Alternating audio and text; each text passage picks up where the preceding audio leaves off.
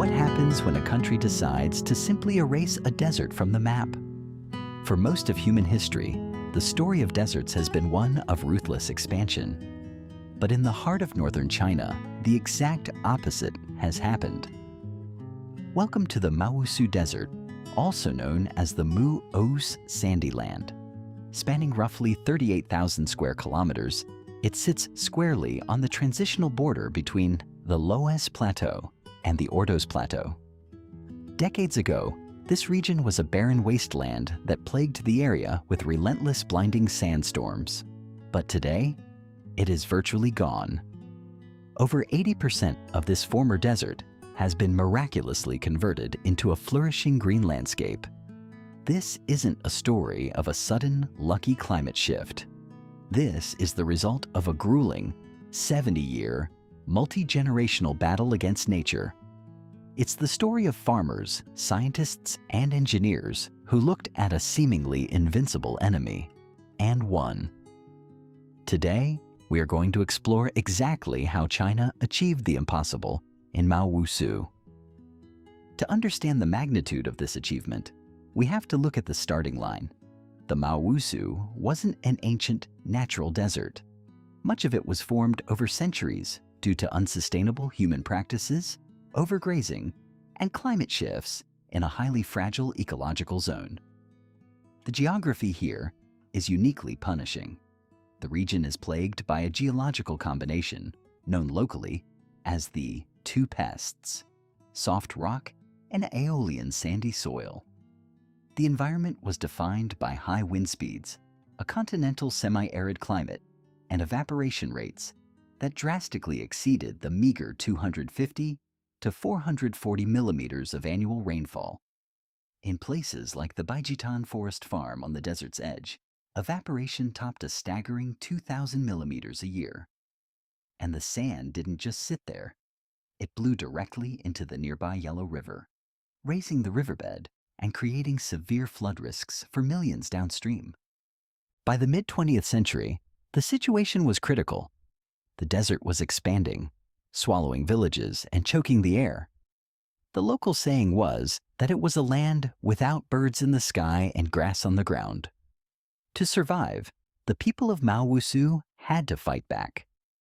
The counteroffensive began in the late 1950s and accelerated massively with the launch of the 3 North Shelter Belt Forest Program in 1978, often called the Green Great Wall. But you can't just plant a tree in shifting sand and expect it to live. The wind will either uproot it or bury it alive. The breakthrough came in the form of something incredibly simple, yet brilliantly effective: the straw checkerboard.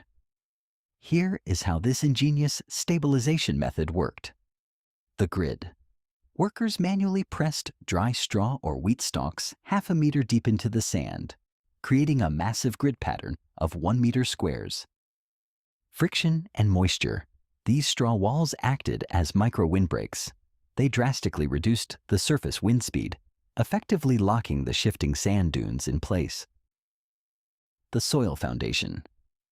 Over time, the decaying straw retained precious moisture and added organic matter to the barren sand, preparing it for real seeds. Modern projects in the region perfected this into a highly scientific 1+4 approach. The 1 is the foundational straw checkerboard to fix the sand. The 4 represents a rigorous schedule of planting in the spring and autumn, combined with spot sowing, container seeding, and broadcast seeding during the rainy season. This meticulous method pushed the survival rate of planted vegetation to an astonishing 70%. But government policies and clever techniques are nothing without the sheer, stubborn willpower of the people executing them. And no one embodies this better than a peasant woman named Yin Yuzhen. When Yin Yuzhen moved to the Maowusu region, she found herself surrounded by an endless, suffocating ocean of sand.